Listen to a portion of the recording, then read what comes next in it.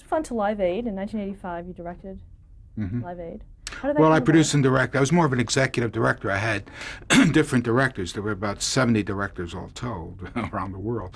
But there were 3 music directors in my truck and 3 in London, and there were several around. Then there were commercial directors. There were, documentary directors and producers and different announcers. It fell upon me to coordinate it all and call all the shots on the headset. For someone who's never seen it, describe what Live Aid was. It was a 16-hour marathon of top-notch musical acts performing in concert in Philadelphia and in London, England, with pickups and several other nations. And it was for the cause of famine relief and therefore called AID, Live Aid. It was thought up by Bob Geldof, who got the major stars, Freddie Mercury and et cetera, to participate in it. It started out in a way as We Are the World with Quincy Jones and those people, and it extended there.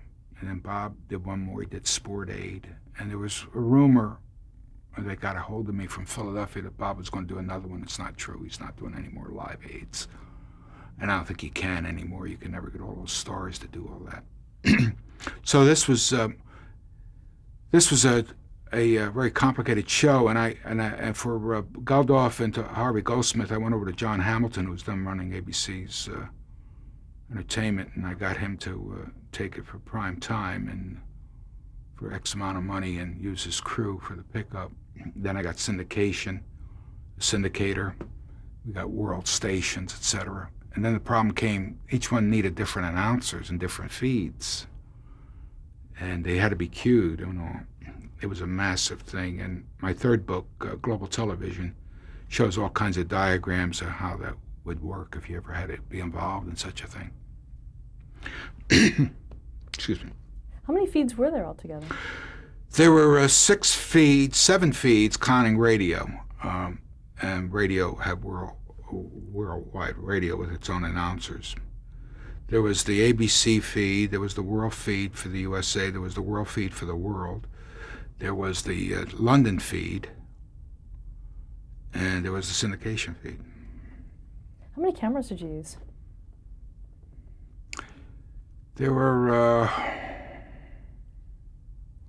about 15 at Philly and about maybe 15, 18 in London.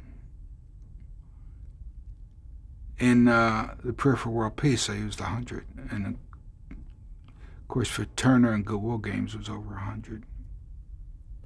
What was the technical setup of this broadcast? Well, that's a good question, because there was no control room that could do it. And I latched up 2 control rooms together.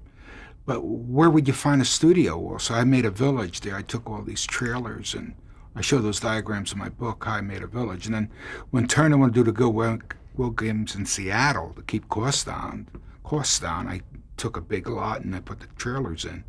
And it cost, saved millions of dollars. But we made it our own village where I put in paint lines like follow the yellow line if you want to go to the PR department, or the green line if you wanted to go to the production trailer. So you didn't have to have these, you looked on the ground and you just followed the line. It would take you wherever you had to go. So, you're inventing these things just to get on the air. When I worked with the Vatican, I had to give the Pope a fax machine for his secretary. Pope said thank you. But I mean, how would I communicate with him? You could wait weeks and not hear from him, This way a fax went to them, boom, right then.